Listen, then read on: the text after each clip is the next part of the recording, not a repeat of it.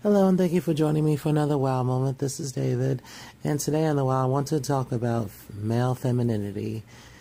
This is something I wanted to talk about. I haven't gotten a chance to get around to it, but now that I have, I want to talk about this subject.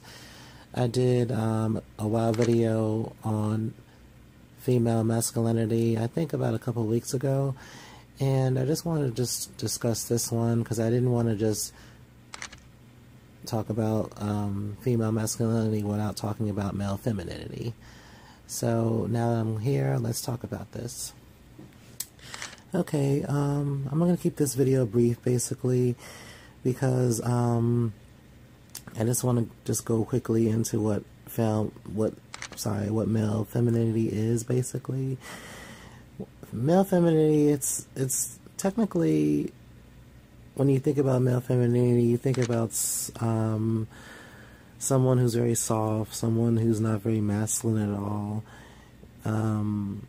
someone who might wear their hair long, or who might wear makeup, or sometimes they might get their nails done or wear soft clothes, basically.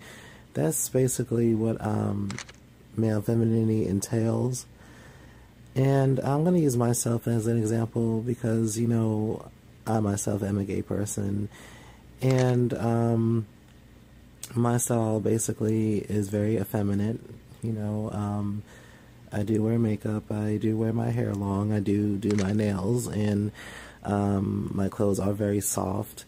There's not one thing masculine about me at all, and a lot of people mistaken me for a regular woman 9 times out of 10.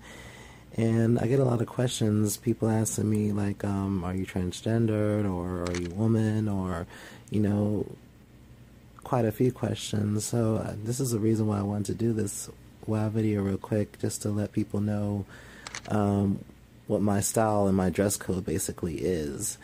Now, when you look at the word, if you look at the word effeminate, basically, it'll just tell you about the characteristics of a man, basically, who's unmanly, someone who is very feminine, basically. Like I was saying before, someone who wears their hair long, someone who wears makeup, and they may even walk with a twitch, with their hands on the hips sometimes. But it all ranges differently because you have different types of feminine males out there. You have some of them who are basically masculine and they're feminine, like kind of in between. So sometimes it's kind of hard to tell, but it really isn't, coming from my point of view, because I can easily spot male femininity from a distance, basically. It's just the tone of their voice and basically their hand gestures, body movements, basically, is the best way to determine who's feminine and who's not, basically. Now, for me, when I was growing up, I wasn't really masculine at all. You know, when I found out when I was gay, I found out when I was gay that I found out that I was gay when I was 8 years old. I'm sorry, I was trying to get that word out there. And when I noticed that, I also noticed that I was pretty much different from the other boys, basically. I wasn't into sports. I wasn't really into like manly stuff.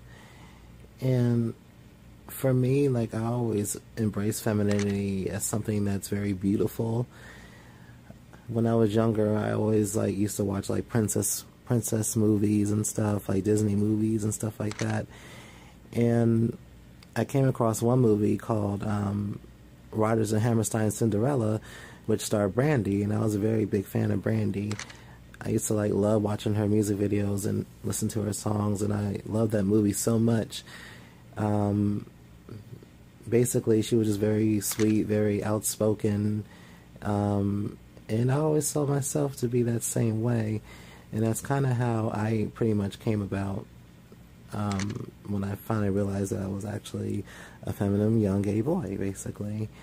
And from there, it was kind of like a long process, and it was kind of a difficult one because at the same time, some of my family members, they didn't really know how to embrace it. and they kind of wanted to mold me into something that I was not. They wanted to mold me into a young boy, someone who's very boyish and young, and that just basically wasn't me. I had no brothers. I had no sisters. I had one brother. I was raised mostly by women, and it was quite an interesting thing. I never really had like a positive male role model in my life, never, and I still do not to this day. And basically, I've been on my family side. It's been mostly women on my mother's side, because I'm closer to my mother's side's family than my dad's side, quite frankly. I noticed with my older brother, we were just completely different. He's a heterosexual, I'm a homosexual. He's masculine, and I'm feminine and gay. So we were like totally two different people. And for him, he already knew that I was gay, but he never really knew how to embrace it. And he, like many others, were the same ones who were trying to mold me into something that I wasn't. So what he would do, he would put me in baggy clothes, and he would make me dress more boyish and stuff, and I would just feel so out of place, because I feel like this isn't me. This is not what I wear. You know, I'm not masculine. I wouldn't want to wear these kind of clothes. I would rather, you know, wear something soft, you know, something very kind of girly in one sense. Now, I won't say I was like into cross-dressing, like wearing dresses or anything like that, or skirts or anything like some people perceive me to have done. But no, it wasn't like that at all. I was more into like skinny jeans, tank tops, pretty much what the young girls used to wear, basically, but only to a certain extent. So, and not only him, but I kind of had some of my family members who didn't embrace it either, because I had some family members who are Jamaican, and they're from the islands and stuff like that, and they pretty much don't condone homosexuality or male femininity. So I had a situation with that as well, because I was trying to just be who I was. Be who I am, and a lot of people, they just didn't know how to accept that. And not only that, I was struggling with my weight issues. Like I always had troubles with my weight. Like sometimes I was skinny. My family members would say, "You're too skinny. You need to gain weight." Or when I would gain weight, they would say, "Oh, you're too fat. You need to lose weight, and this and this and that. Or you need to cut your hair." I tried to let my hair grow so many times, and my dad used to always cut it, and he used to cut it in these like short boyish styles, and I would just hate it, because I would just hate it so much, because it wasn't really what I wanted. You know, I wanted like the long hair. I wanted to be like a young prince, like in a castle. I always saw myself as like a young prince in a castle, just very handsome, you know, like kind of like a prince who isn't a girl but kind of looks like a girl and stuff. And that's really what I wanted and stuff. And as far as being like a prince, looking for a princess, that's not what I wanted either. I was kind of like a prince. Well, no, back in then, when I did have some attractions to girls, I was kind of I wanted to be like a prince who all the young boys and all the young girls wanted to be with. I wanted to be someone who was like admired or something like that. That's why I always saw myself when I was in elementary school. Now, when I was in middle school, I was still going through the same situations, like always being forced to get my hair cut and stuff, being forced to wear boyish clothes I didn't even want to wear. And it got to the point to where I was just kind of unhappy with myself. Like, I really didn't love myself. I kind of just let myself go, because I felt like nobody wanted to accept me. My family members didn't want to accept me. My friends didn't want to accept me. People in school bullied me and stuff like that. And I was just very unhappy in one sense, and I was suffering from this like identity crisis. And I did a WoW video on that, if you guys didn't check that out. So I suffered from a lot of identity crisis when I was in middle school a lot. back when I was living in New Jersey. And then when I was taken away from my parents and I moved down here to Florida with my aunt, and I've been here since then.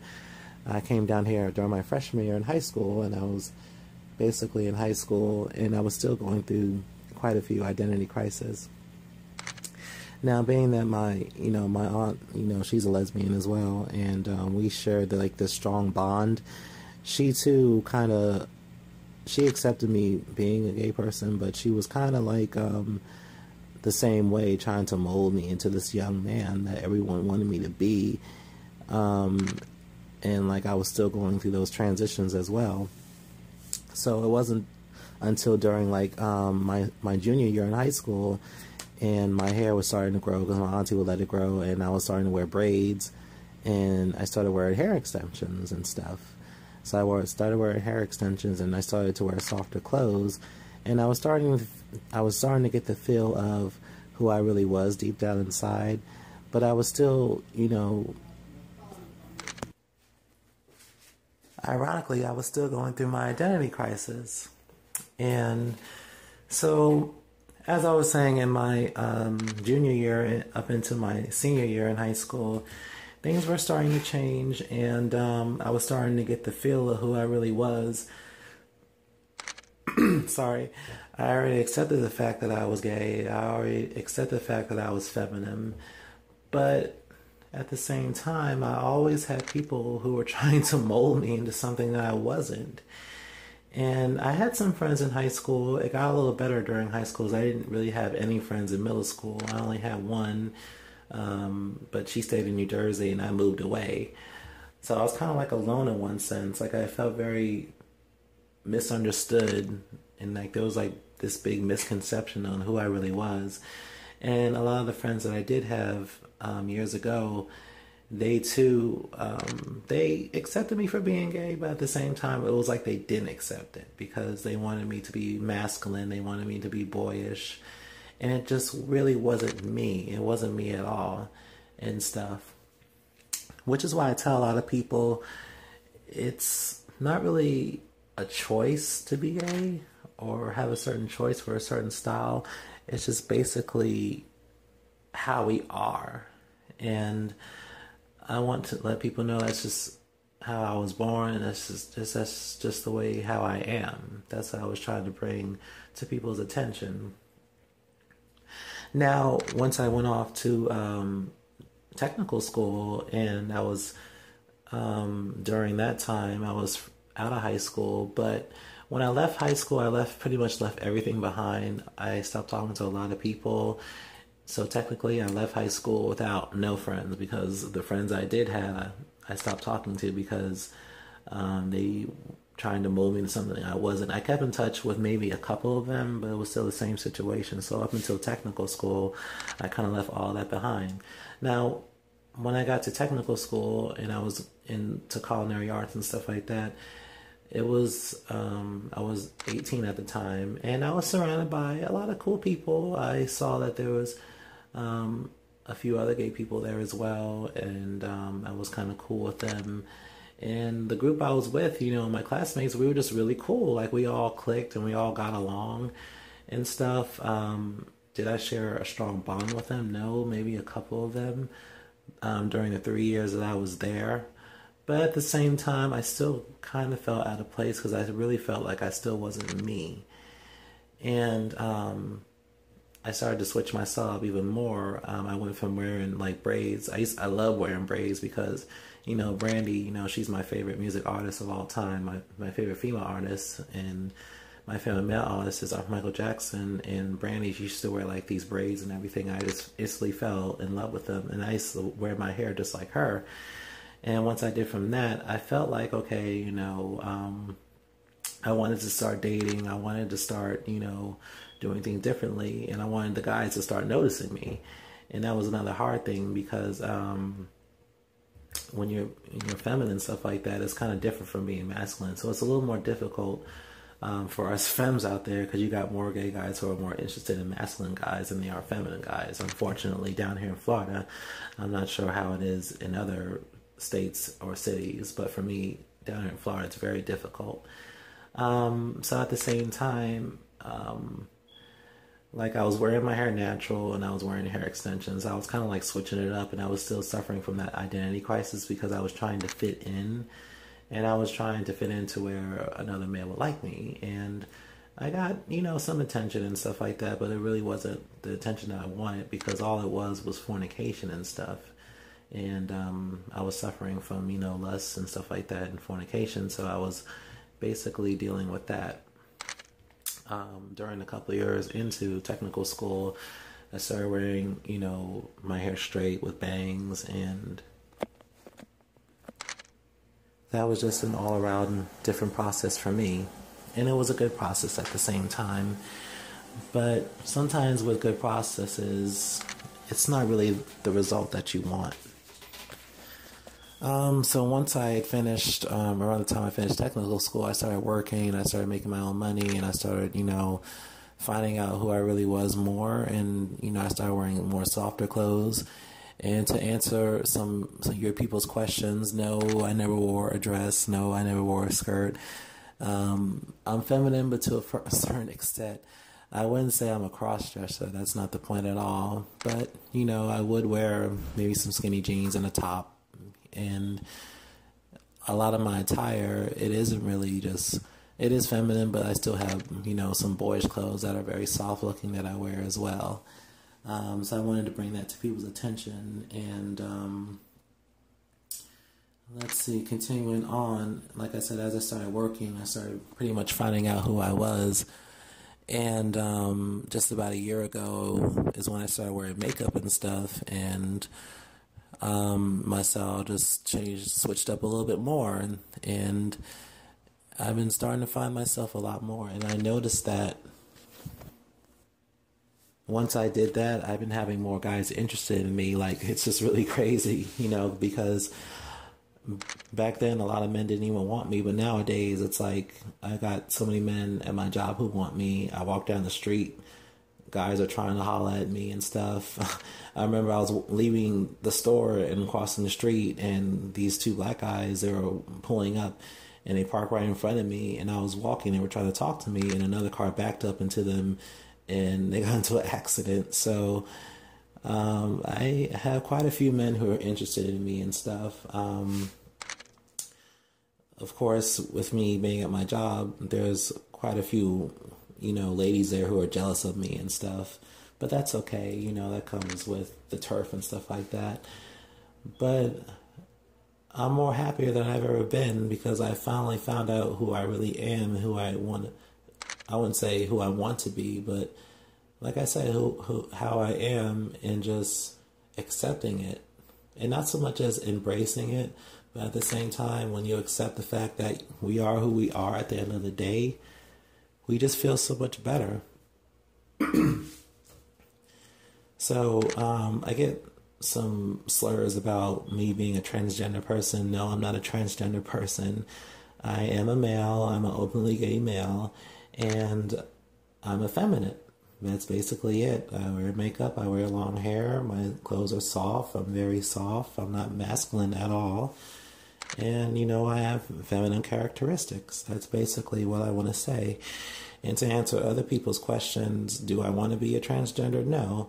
I don't want to, do surgery and, have my body destroyed, because the Lord said in the Bible that your body is a temple, and you were bought at a price. So to get a sex change and have all that done to you, that's just beyond me. That's something I would never be interested in. And I'm just happy the way I am.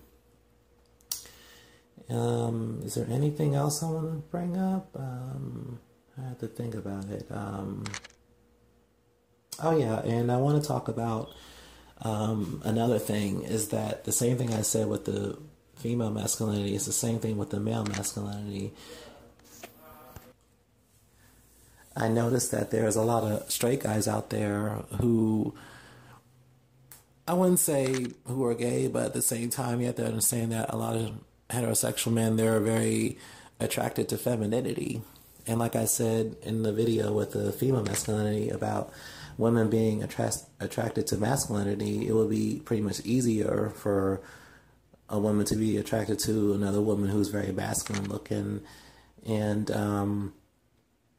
I noticed that there's a lot of men out there who just love femininity and stuff, and when they see me, they don't see me as a male. They see me basically as a female. That's the way they look at me and stuff.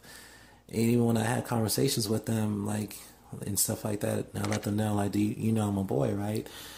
And they said they don't see me that way. They see me as a female because I'm so feminine, you know, very beautiful looking, very soft, light skin, brown eyes, long hair, big butt, curvy looking, and that's what they're attracted to.